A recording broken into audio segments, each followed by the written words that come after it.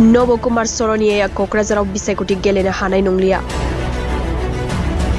खैफोदाव क'क्राझारनि बारग' एमपि नबकुमार सरनियानि राजखान्थि केरियार। नबकुमार सरनिया क'क्राझार एसटि लकसभा बियाबाव बिसायख'थि गेलेनो हानाय नंलिया। गोजौ बिजिरसालिया नबकुमार सरनियानि हारियारि फोरमानलाइखौ नंखाय होननानै फोसावबाय। मख'नो गोनांदि नबकुमार सरनियानि हारियारि फोरमानलाइनि सायाव गुवाहाटी गोजौ बिजिरसालिया बिस्तिबारखालि फिन खोनासंथि होदोंमोन, जेराव गोजौ बिजिरसालिया नबकुमार सरनियानि हारियारि फोरमानलाइखौ नकल होननानै राय होयो। बेजों लोगोसे नबकुमार सरनियाया नकल हारियारि फोरमानलाइ थियारि खालामनानै जमा होदोंमोन होननानै रोखायै बुंदों। बेनि उनाव क'क्राझार लकसभा बियाबाव नबकुमार सरनियाया फिन बिसायख'थि गेलेनो हानाय नंलिया होननानै 100 खोन्दो रोखा जादों।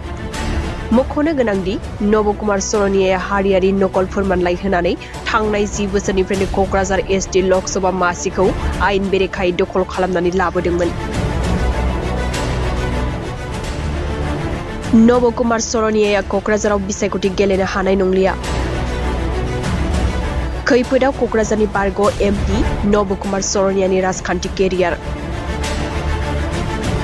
नबकुमार सरनियाया क'क्राझार एसटि लकसभा बियाबाव बिसायख'थि गेलेनो हानाय नंलिया। गोजौ बिजिरसालिया नबकुमार सरनियानि हारियारि फोरमानलाइखौ नंखाय होननानै फोसावबाय। मख'नो गोनांदि नबकुमार सरनियानि हारियारि फोरमानलाइनि सायाव गुवाहाटी गोजौ बिजिरसालिया बिस्तिबारखालि फिन खोनासंथि होदोंमोन, जेराव गोजौ बिजिरसालिया नबकुमार सरनियानि हारियारि फोरमानलाइखौ नकल होननानै राय होयो। बेजों लोगोसे नबकुमार सरनियाया नकल हारियारि फोरमानलाइ थियारि खालामनानै जमा होदोंमन होननानै रोखायै बुंदों।